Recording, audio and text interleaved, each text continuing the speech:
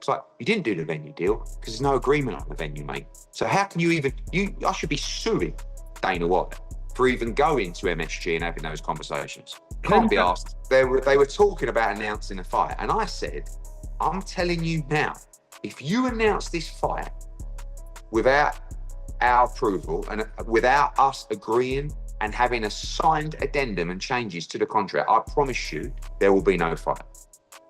And we're not bluffing.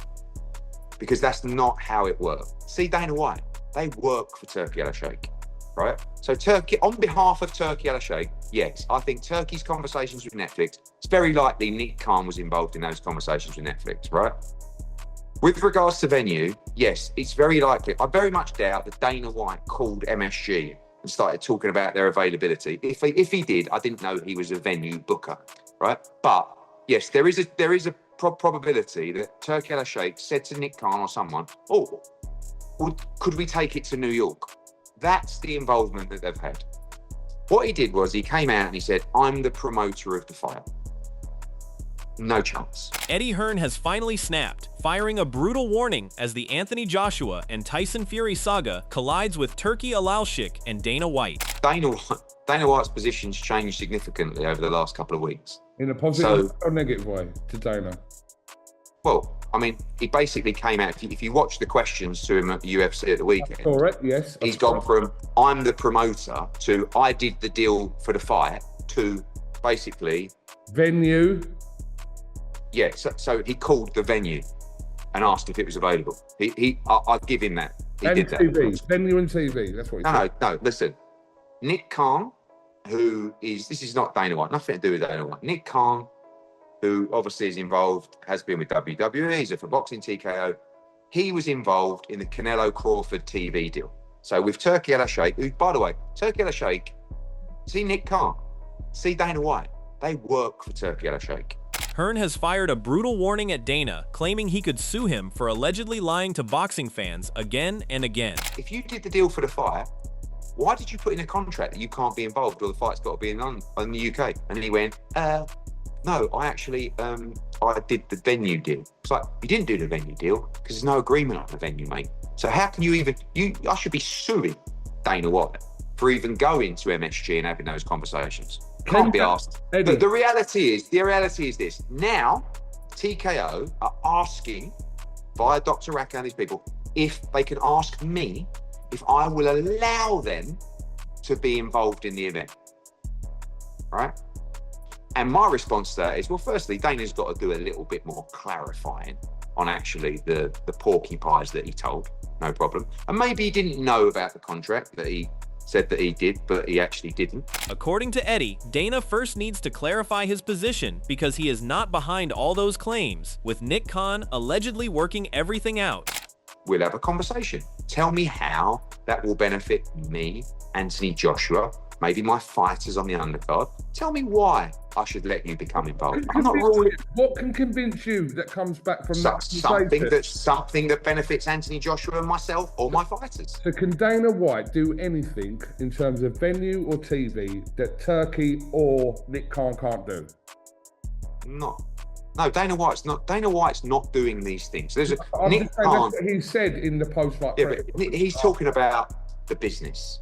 Do you think that Dana White is phoning up MSG and talking about dates? No, this is Nick Khan driving this. Smart guy, etc. I've had multiple conversations with Nick Khan about it. Looking at this, Simon Jordan claims Eddie already knows the fight will happen in the USA, while all this drama serves his own interests. Yesterday, he said the sensible money was in Madison Square Garden. It will be in Madison Square Garden, and he knows it will be in Madison Square Garden. He knows it will be in Madison Square Garden. Yeah, he knows it will be in Madison Square Garden. He is. Well, why is he not saying that? Well, he's saying, isn't he? He's saying all the smart. What he's now doing is saying that nobody wants to talk to Sadiq Khan. I don't blame him. Who wants to talk to that clown?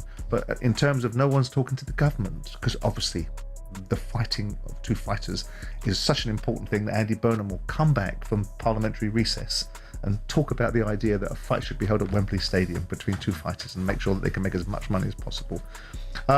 Look, they know it's going to be in America, and of course, for whatever reason, I would imagine they want to retain some degree of value in the conversation. Adding even more drama to the growing tension, Jordan believes Fury and Joshua have already signed their Saudi deals and are now targeting Dublin for the fight. My understanding of the deal, in the broadest terms, is that Anthony's done his deal with the Saudis. Tyson's done his deal with the Saudis. They might have wanted to have it in Dublin. There's a lot of reasons why these fights are happening in this way. There's a lot of reasons why Tyson fought in the fight that he fought and Anthony fought in the fight that he fought. There's a lot of structuring, and quite rightly so, because money is important. This is a money fight. We can dress it up as a generational moment in time, but if it was a generational moment in time, it would have happened when there was some real validity behind it, when there was something on the line besides perceived legacy. These are the two fighters that the old men of the sport now, that are the also-rans of the sport, that still operate at the highest level in terms of economic return. Right.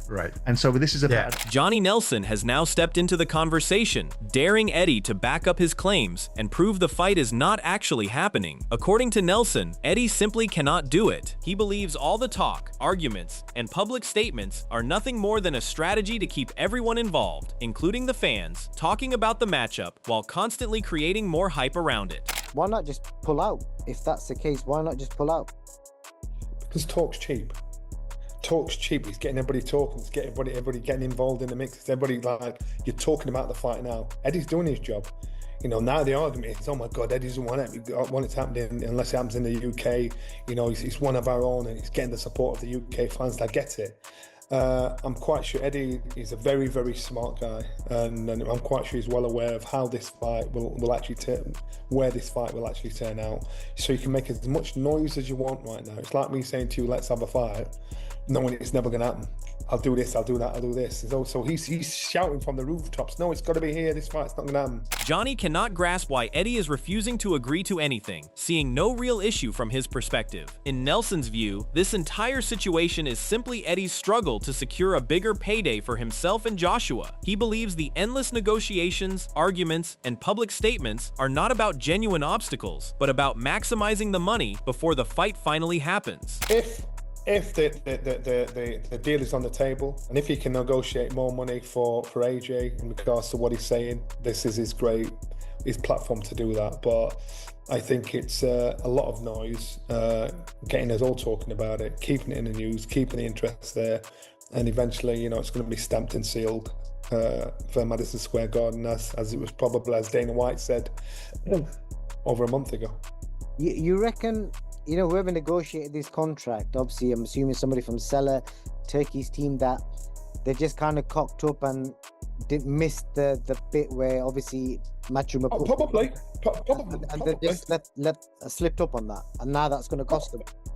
Yeah, probably. You know, it's an expensive mistake, and if Eddie sticks to the letter of the law. To add another twist, Turkey's recent peace summit sparked fresh questions after Simon Jordan focused on Oscar De La Hoya's absence. Jordan also turned his attention toward Dana and Nick Khan, suggesting there may be a bigger strategy unfolding behind the scenes. His comments have only added more intrigue to the negotiations, leaving fans wondering what is really happening away from the cameras. You haven't seen anything yet. Turkey. What do you think that means? Look, Oscar De La Hoya, who wasn't at that meeting and who represents a lot of American boxers. There's a big argument about what Turkey is doing in terms of the way that they feel they can contact any fighter they want and make any fights they want without respecting who those fighters might be signed to. Turkey is the intellectual capital behind what Dana White is trying to do, which is create UBOs, which is Unified Boxing Organizations, that have one belt, one title for each weight class, and some will make the case that's a very good thing. At the same time as his organization, under the guise of Dana White and Nick Khan, are trying to restructure the Muhammad Ali Revival Act, which ultimately means putting it in line with the way that the fighters are paid in UFC, and see how that plays out. I mean, Eddie has constantly talked about As the Muhammad Ali Act debate continues to surround the situation, Eddie appears to be looking beyond the boxing world. His growing involvement in talent management has opened the door to opportunities across other sports as well. That expansion could become an important part of his long-term strategy, especially as he continues building his business interests beyond the traditional boxing landscape. He's in the room is something he can't provide. I said, well, he's got the money to be able to do it, and now he's proving the case. Everyone defers to him. The irony of needing peace talks is that he creates the war and then becomes the negotiator of the peace. It's like it's like Yes. if you look at the idea of the e-cigarette industry, the tobacco industry created all the problems that people have got from smoking cigarettes, and now they own all the e-cigarette companies, which is supposed to be a better solution to smoking. So there's the irony in this. Yeah. So look, I mean, Eddie is multifaceted. So boxing is not the predeterminant for the success of his business. You know, the darts and the snooker and other aspects. And he's also moved into talent management because he's now moved into other aspects of other sports. You saw him representing a rugby player. This is a £1 billion business. Oh, yeah. Barry Hearn. Another major development has now entered the conversation, with Spencer Brown making a bold prediction about what could come after the long-awaited showdown. According to Brown, the winner of Joshua versus Fury could be lined up for a dangerous next challenge against Ajit Kabayel. If that scenario becomes reality, the stakes surrounding this blockbuster matchup could become even higher. I said that. I wanted to see your face there, actually, because I know you're Anthony Joshua fan. He's a lovely fella, Anthony. But when he beats him, it's all lined up for Tyson Fury to fight Ajit Kabayel, or for Anthony Joshua to fight Ajit Kabayel. But Ajit Kabayel and Tyson are big friends. But business, they both spoke to both of them, and they would both fight.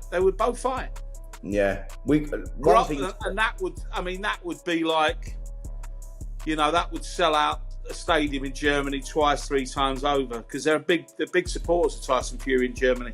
I mean, I've been over there with him. It's mad. It's a madhouse when he goes over. When it comes to the location, Spencer believes Wembley is the obvious destination for this blockbuster showdown. He argues that staging the event there would bring major benefits to local businesses and the wider economy, while giving British fans the atmosphere they desperately want. Brown also feels Turkey deserves the final say, considering his financial backing and Netflix's involvement.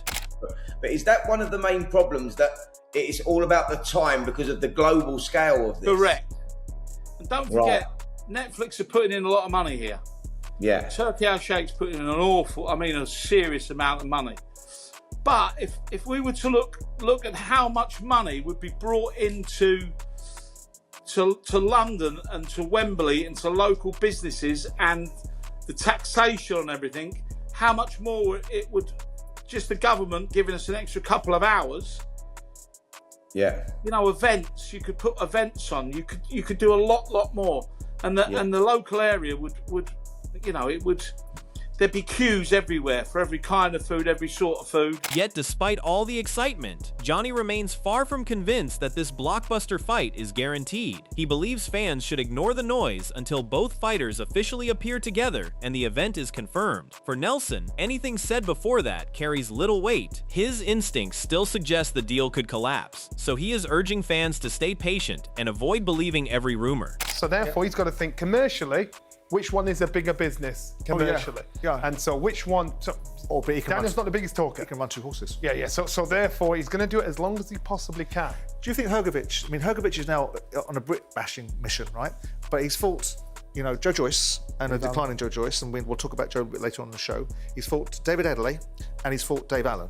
So do any of these fights, fights, momentum going into fights and preparing yourself for opposition are a big part of it, aren't they? So he's fought 3 British fights.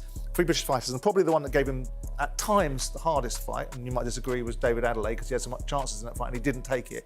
Do these 3 fights in any way prepare Hrgovic for the impending... His performance has been like that all the way through. It's not like he's boxed amazingly. Simon sees a clear contrast between the 2 fighters, describing Fury as instinctive and unpredictable, while Joshua remains composed and disciplined. Fury thrives when emotions rise, often using mind games to create chaos, whereas AJ prefers staying focused and avoiding unnecessary distractions. If they finally meet, that psychological battle could become just as intense, with Fury likely pushing every button before fight night. Verbally in the build-up. Without a doubt. When you look at, I think when Anthony Joshua conducted himself in the conversation when he was basically saying, I'm the landlord, whilst I disagreed with the premise of it, I thought it was very cool and collected and assured, and Fury was doing his 2penneth bit, right, and doing whatever he does. So AJ's got some class about him. Yeah. Fury's got some gutter about him. He'll say some stuff and he'll get low and dirty. He'll say and do everything possible. And Fury loves that. He feeds off that. Yeah, he does, yeah. When he's got nothing to bounce off, that's what he couldn't bounce off Usyk.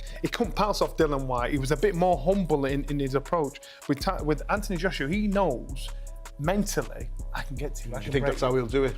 Yeah, that will be the make or break of this fight.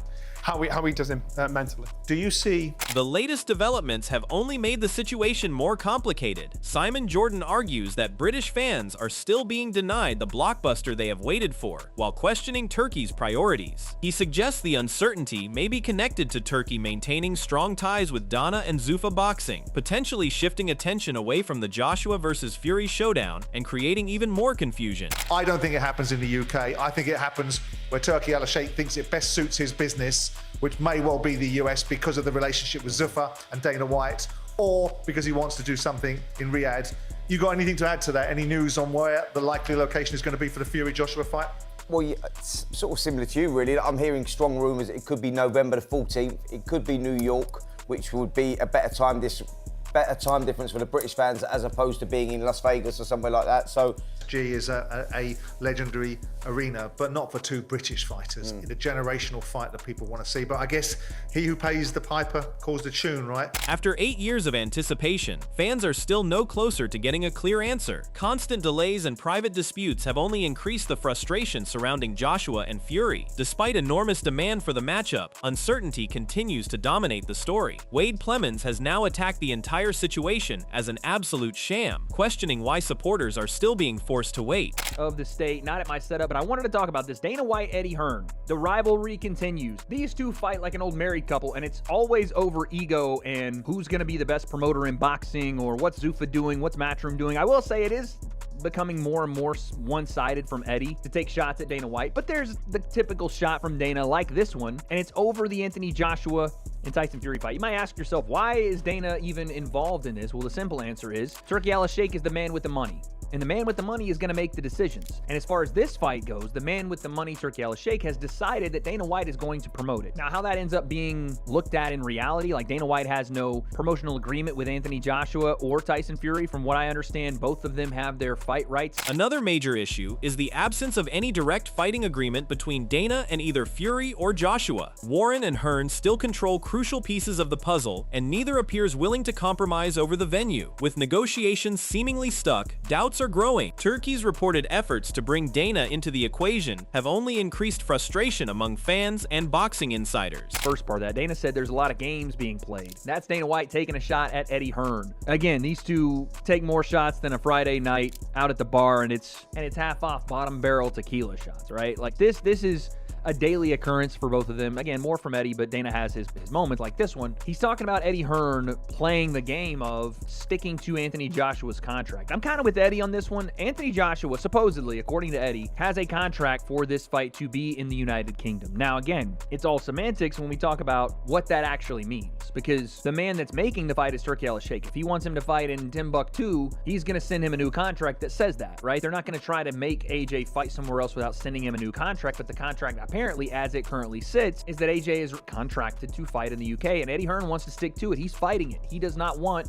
this fight to go on. And Nelson has challenged Hearn to stop allowing the venue disagreement to dominate the negotiations. He believes location should not matter when the fight can reach millions worldwide. Instead, Johnny wants Eddie to focus on securing a much bigger payday for Joshua. In his view, the money should match the enormous scale of the event, rather than letting the venue become the biggest obstacle.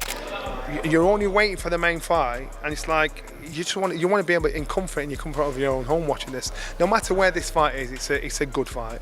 You know, with what's left of these two fighters. In regards to the location, I think that's just decoration. Would it not be a shame though if it wasn't in the UK, Johnny? Of course it'd be a shame. Of course it would, but the main focus is the fight. Of course it'd be a shame. Get over it. That's one of those things, and I'm quite sure it might be a good chance for Eddie and AJ to put a few extra zeros on that contract, you know. But in reality, you know, of course you'd like it to happen. If it was that bad, you could just say I'm not fighting unless it's in the UK. Both fighters could do that. Will they? No, they won't. So this fight will be wherever Turkey wants it to be. Furthermore, Nelson has also questioned whether Joshua is mentally ready for the biggest challenge of his career. He feels AJ must show far more urgency and hunger before stepping into such a massive fight. According to Johnny, Joshua needs greater intensity, sharper focus, and stronger commitment during camp. At this stage, words mean little, and his performance must ultimately speak for itself. You know, it's gone now. What do you mean mentality? It's about the mentality of I don't think he's mentally strong enough. I don't think he digests situations like most of us. You know, we all go on about Daniel Dubois. He's obviously looked at things different. You look at AJ. Look at AJ. AJ will be talking to you shadowboxing. He's a big ass grown man. You're like, yo, just talk to me. You know, he's asking for the opinions of people that should not even care what they've got to say. So he probably looks at and digests things differently, but he's more articulate. He's on it, and so you've got to be a special kind of animal to get to those kind of heights. AJ's done amazing things from 18 years old, and people keep forgetting that. Gareth A. Davies has offered a different view of the ongoing venue dispute, suggesting important negotiations are still happening away from public attention. While Hearn maintains that he is not seeking extra money simply to change locations, Davies questions that explanation. He believes finances remain central to Eddie's stance, raising the possibility that the venue disagreement is ultimately a battle over money. That's part of the play, if you like, from Eddie Hearn and Anthony Joshua. But I think, genuinely, I don't see any reason, if I'm brutally honest, why all of the parties, all of them, everyone involved, apart from Netflix and maybe Turki Alalshikh, want it to be in the UK. Because it makes absolute sense for everyone who... Fury's got advantages with it going to Madison Square Garden, by the way, in my view. Psychological advantages.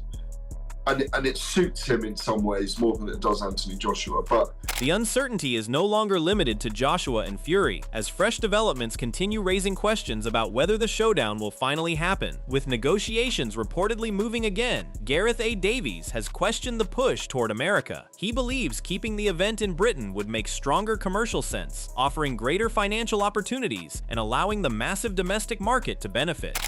I'm going to say 80 million, yeah? So they'd have got 35 and everyone else would have shared the spoils of 10, you know? But we're talking about 100 million. So I've said to you before, haven't I? Money, timing, ego. I must have said those words to you. Yep. The ego doesn't matter right now. The money and the timing is critical. The money is on the table. So think about it logically. Unless you want to duck this fight, you are gonna take it. Unless there's gonna be collective oohing and ahhing. Well, we have myself and Spencer Oliver in the studio for Fight Night the other night on TalkSport. And Joshua's recent performance against Prenga has added another layer of concern, particularly after the unexpected first-round knockdown. That moment has encouraged more critics to question whether facing Fury right now is the right move. With doubts surrounding Joshua's current form and confidence, a growing number of voices believe rushing into such a massive showdown could prove to be a dangerous decision. Well, I'm gutted because we can always say this fight should have had 10 years ago, 5 years ago, whatever, but it's not. It's done. You have to forget about this fight. Those two, how they were. We're never going to see how they'd have gone on at the peaks. The question is, who's going to win now in the condition they're both at now? And the problem is, you look at up to this weekend, I was still like, I'm going to be excited about the fight. Once it's signed, once it's announced, I'll be excited about it.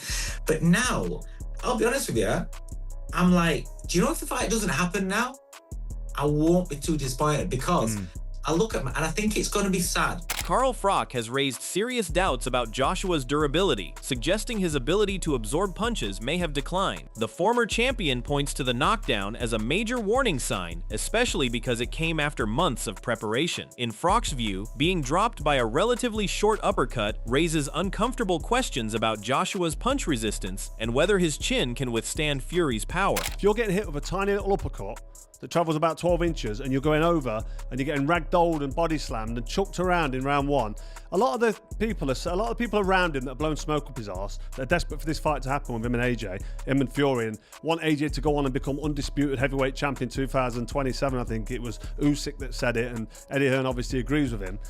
they're looking at round 2 and saying, oh, look at what you did in round 2. Oh, you climbed off the canvas in round 1, you come back and you did that in round 2. I'm not focusing on round 2. I'm focusing on what went wrong in round 1. What happened there? He came out, he was a little bit unsure of himself. Okay, fine.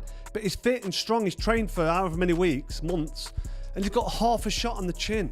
Once the resistance has gone, the punch resistance, it's game over, it's career over. We've seen it with Amir Khan, we've seen it with fighters over the years, top fighters, better fighters than Anthony Joshua. The Joshua versus Fury saga has never been short on drama, but now the biggest question is whether the fight will finally escape the negotiations and reach the ring. Is Hearn right, or are the critics seeing through the chaos? Drop your prediction below, hit like, subscribe, and turn on notifications, because this story is far from over.